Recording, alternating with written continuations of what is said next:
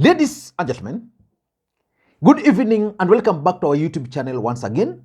And it is my hope and prayer that this video is actually going to find you guys in good health. Personally, I am fine. Kisumu is also fantastic, and maybe you could also let me know where you are watching the video from, the county or the country, in case you are out of the republic. Ladies and gentlemen, two individuals in this country is actually giving William Ruto and the entire Kenya Kwanza brigades sleepless nights. The first individual giving Kenya Kwanza sleepless night is Wajackoyah the 5th. And you can understand why Wajackoyah the 5th is giving Kenya Kwanza sleepless nights. When Wajackoyah the 5th contested for the presidency of the Republic of Kenya during the last election, his campaign was the most electrifying. Despite the fact that Wajackoyah did not really get the number of votes he had wished for, the truth is his campaign was well received by Kenyans. And immediately after the election, Wajackoyah the 5th then joined Raila Odinga. As fate would have it, Wajackoyah the 5th is currently playing a key role for Raila Odinga. And that's not sitting very well with Kenya Kwanza, because there's some unique aspects which Wajackoyah the 5th is actually bringing to Raila Odinga's campaign. And that's why when Rigathi Gachagua decided to go to the mountain to talk to the people of the mountain about alcoholism, he chose to address one man called Wajackoyah the 5th. Mimi naona viongozi wetu hapa katika mlima Kenya, wale wa Azimio, sisi wanajua tuko na shida ya pombe na bangi, na wanajua vile tumeumia katika area hii. Ile mtu wanatembea na yeye ni ile anaitwa Wajackoyah. Ndio mgeni wa heshima wakija hapa kutembea. What are we telling our children?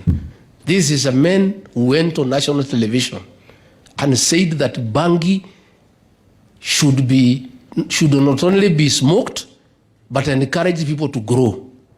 And then this is a person you are bringing to a region that is having a serious problem of bangi. What message are you sending to our young people? I want to ask those leaders from this region, please, when you come here, come and talk your things. But I beg you, don't come with Wajackoyah. Because what are you telling us here? We have a problem. Don't we have a problem on bangi? Sasa hao ni viongozi ya kina Martha Karua. Ile mtu amesidikisha hao ni Wajackoyah. Na anasema ati apigiwe makofi. Kwani watu wanatudharau kiasi gani na kutuchekelea? When you bring Wajackoyah to this region, you are simply laughing at us. Ile mtu anasema ati bangi tukuze, ati bangi ni mzuri, hapa tuko na shida, pato mnalia bangi, alafu analeta hiyo mtu anaitwa Wajackoyah hapa. Si wewe utajua vile utafanya? Please, I want to ask our national leaders, save us this Wajackoyah thing. It's very embarrassing to us as leaders. If you ask me, Wajackoyah the 5th has nothing to do with alcoholism in the mountain. Alcoholism in the mountain is actually deep-rooted. It can be traced to some other factors. Wajackoyah the 5th is not one of them. The second individual who is giving Kenya Kwanza sleepless nights is Maina Jenga. And that is the basis of this analysis. As a matter of fact, and for those who follow the politics of this country, when I started stating on this platform that Maina Njenga was actually emerging in the mountain, most of you guys on this platform dismissed me. Most of you alleged that Maina Njenga was actually not a factor in Mount Kenya politics. You started agreeing with me the moment Rigathi Gachagua started attacking him, and William Ruto was today in Kirinyaga. And he made Maina Njenga part and parcel of his speech. So tuendelee namna hiyo. Mwisho kabisa, mimi nataka niwaeleze watu wa Kirinyaga, watu wa Kenya, ya kwamba hatuwezi kuruhusu vikundi haramu. I want to say, na nataka niseme, wale viongozi wetu wa upinzani wanajaribu kutueleza ya kwamba wanataka ati warudishe Mungiki. ati wakuje waanze mambo ya bangi, ati wakuje waanze kutoa wananchi ushuru isiyo halali, ati wakuje waangaishe kina mama wetu. Mimi nataka niwaambie wale viongozi wa upinzani, please, good people, kama mnafikiri hii Mungiki ni kitu ya maana sana, pelekeni watoto wenu kwa mambo ya Mungiki. Wachana na watoto wa taifa letu la Kenya. And I want to promise you, mambo ya Mungiki haiwezi kurudi Kenya hii. Tunajua hasara ambayo imetupatia.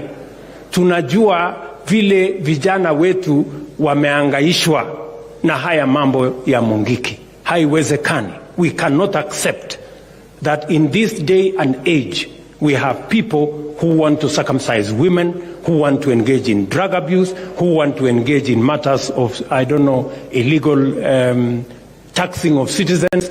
That will not happen in Kenya, and it will not happen. Sijui kama tunaelewana. So wale wanajaribu kutuletea hiyo kasumba ati wako na mpango ya kuleta mambo ya Mungiki kurudisha hapa, ati ndio watumie kwa mambo ya siasa. Wapange mambo ya sera, wakutane na sisi kwa mpango ya sera. Wawache mambo ya fujo, wawache mambo ya kulete mambo ambayo yanaturudisha nyuma kama taifa.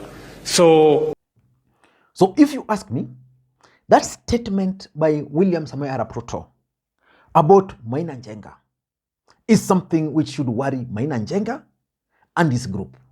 As a matter of fact, when Rigathi Gachagua attempted to brand Maina Njenga and his supporters Mungiki, he got serious resistance from the ground because he was reminded that during campaigns, these youths were referred to as hustlers.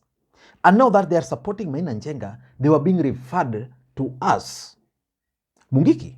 So in this video, I want us to go into the details why Maina Njenga is actually giving William Ruto serious political headache and why William Ruto issued the stern warning.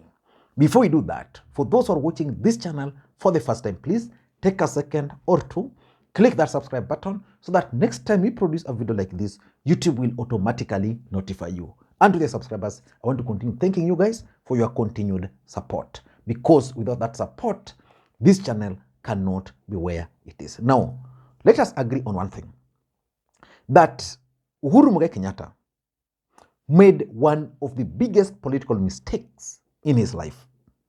And Uhuru Kenyatta will live to regret the day he accepted or agreed to lose Mount Kenya to William Arap Ruto. As we speak now, Kanini Kega has written a letter to withdraw Jubilee Party from Azimio. And I can bet that whoever the Register of Political Parties will definitely act on that particular letter. And that's how Jubilee will leave Azimio. We also know that Uhuru Kenyatta is currently trying to devise a new strategy for the mountain.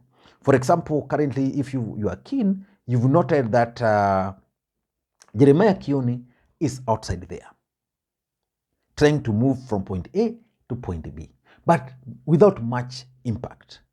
The impact which Kenya Kwanza are feeling are that of Maina Njenga. And they strongly believe that the force behind Maina Njenga is actually Uhuru Kenyatta. For me, it could be true, but I don't think so, probably because Maina Njenga has refused to work with them. But why do you think William Ruto issued those strong statements towards Mungiki, let's call it a spade, and Maina Njenga? Number one, there is fear in Kenya Kwanza about Uhuru Kenyatta's latest moves in the mountain. You know, when William Ruto and Kenya Kwanza decided to go for Jubilee, they never expected Maina Njenga to react. The moment they started going for Jubilee, certain activities started taking place in the mountain. We saw the rise of Mungiki, who came out boldly.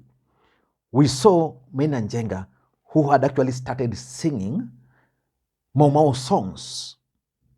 And the youths were actually singing alongside Maina Njenga. And the feeling was that Uhuru Kenyatta, having worked with Maina Njenga and Mungiki in 2007, they feared that Uhuru Kenyatta was actually the person who was reviving this group.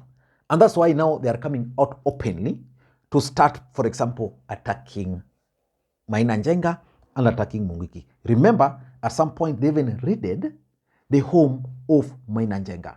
In fact, the idea behind that raid was because of the fear that Maina Njenga was going to take Raila Odinga for that burial of Field Marshal Mudhoni. So there's a fear in Kenya Kwanza that all these Maina Njenga's moves, because at some point, Maina Njenga almost traversed the entire mountain, organizing meetings with youths, organizing meetings with student leaders. In fact, I remember the first day I mentioned one of the videos here. I don't want to lie to you. Maina Njenga called me and he told me he's not working for anybody, but whatever I stated were true. Number two, the second reason why they are issuing this statement is because of the youth factor in Mount Kenya politics. Let's face it, William Ruto managed to persuade the youths from the mountain to vote for him. And they did. And he made promises to them.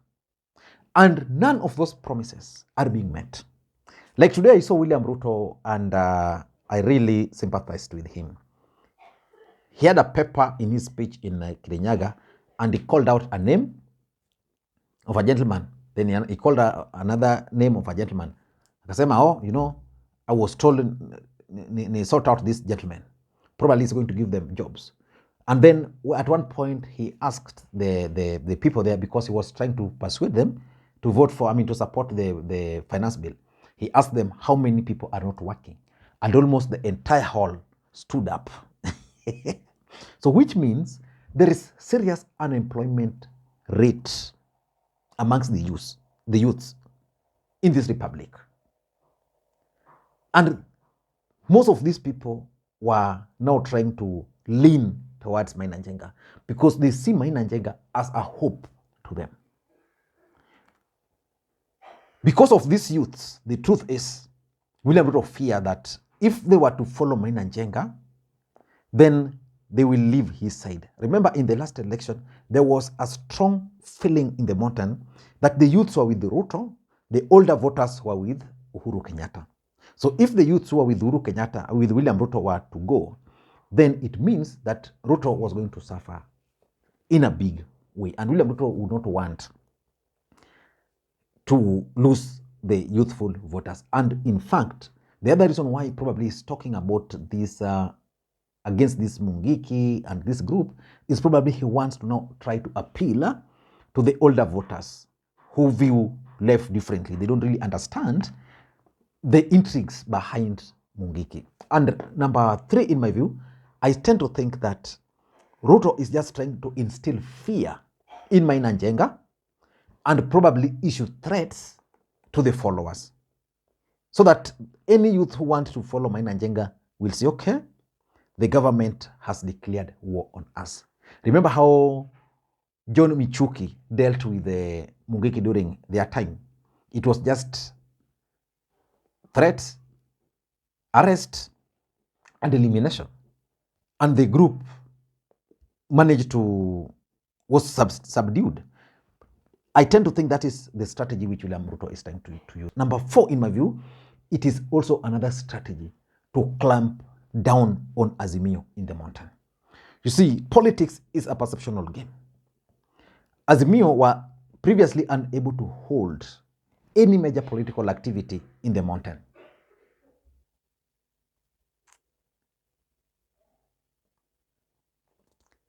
Number four, I tend to think that it's definitely a strategy to clamp down on Azimio, especially in the mountain.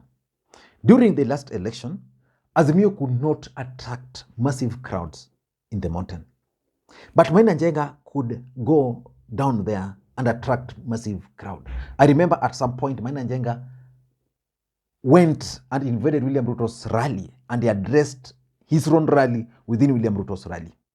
So, and because I've always told you here that politics is a perceptual game, if there's a perception that the youth are now with Maina Njenga, then Raila Odinga will be able to attend events, organize rallies in the mountain, Maina Njenga will start joining, because so far, Maina Njenga only joined Raila Odinga during that burial of Field Marshal Kimathi Muthoni. The youths will then be persuaded, and this is something which they don't want. So for them to succeed, it means they are issuing these threats as if Mungiki is now a threat to them. Then what they'll do is that they'll start clamping down on them. Anybody who is associated with Maina Jenga will be attacked, arrested. Maina Jenga will be arrested more, and just like that. And lastly, I also tend to think that William Ruto and Rigathi Gachagua are now trying to revive their religion, Christianity, because they used effectively Christianity, the pastors, to win the hearts of the mountain. You know, in the eyes of the pastors, when you talk of Wajackoyah, he's a devil. When you talk of Mungiki, that's a bad organization. So that you will start seeing pastors trying to talk to the people against groups like Mungiki. Because I don't think William Ruto will now manage to use the church the way he did during the last election. I don't know what you think. That's my take. And thank you guys, and may you have a good day. Bye-bye.